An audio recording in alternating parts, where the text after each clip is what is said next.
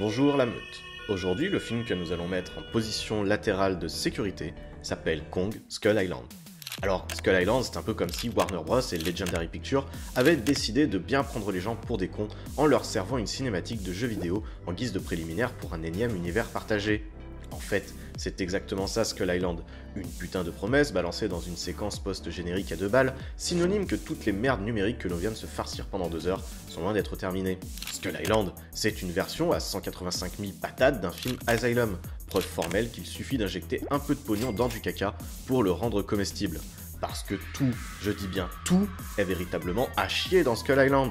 Du casting grand luxe campé par des putains de poupées de chiffon à la playlist pataude rappelant les heures sombres de Suicide Squad, Skull Island s'impose comme un immense doigt d'honneur à l'encontre de tout amateur de kaiju Yega. Skull Island, c'est un monster porn au bestiaire ridiculement mince qui trouvera son pinacle dans l'affrontement entre Kong et une pieuvre géante, sans doute présente pour faire mouiller les fans de hentai et les Furies. C'est une intrigue inintéressante, dénuée de tout enjeu et intérêt, portée par des protagonistes archétypaux destinés à se faire bouffer à intervalles réguliers avec le moins d'imagination possible. C'est une immonde photographie pisseuse, parodie du Apocalypse Now de Coppola, censée apporter une touche autoriste de la façon la plus démagogique qui soit. Alors oui, effectivement, si vous êtes un geek mongoloïde prêt à gober n'importe quel ressucé en provenance d'Hollywood, il se pourrait que vous vous contentiez de ce spectacle déplorable, dopé aux effets spéciaux numériques et aux références vidéoludiques imbriquées à l'arrache. Pour les autres, qui espèrent encore qu'un film tente de raconter quelque chose, ils ne verront sur cette île du crâne que l'infâme désacralisation d'une franchise au profit du plaisir immédiat, du fun et du grand défouloir Benet et Béat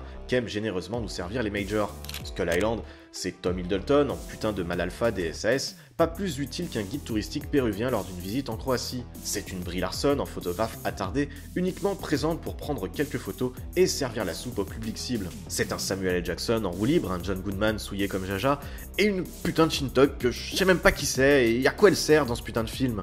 Enfin, Skull Island, c'est surtout une grosse blague à côté du Godzilla de Gareth Edwards. Comme si la Warner, trop soucieuse de l'anticlimax distillé dans la version du réalisateur anglais, avait décidé d'inverser tous les potards afin de pondre le truc le plus con, le plus beauf et le plus racoleur possible pour mettre dans sa poche un public de moins en moins exigeant. Alors que, merde les gars, vous l'aviez déjà votre monster porn défouloir et décomplexé. Ça s'appelle Pacific Rim. Alors si c'est pas encore fait, tu peux rejoindre la meute en t'abonnant à la chaîne. Pense à bien cliquer sur la petite cloche de baltringue pour ne pas manquer ta PLS des familles. Tu peux aussi aller prêcher la bonne parole en partageant cette vidéo sur les réseaux sociaux. D'ici qu'on se retrouve, essaye de ne pas regarder trop de merde. Ciao ciao et bye bye.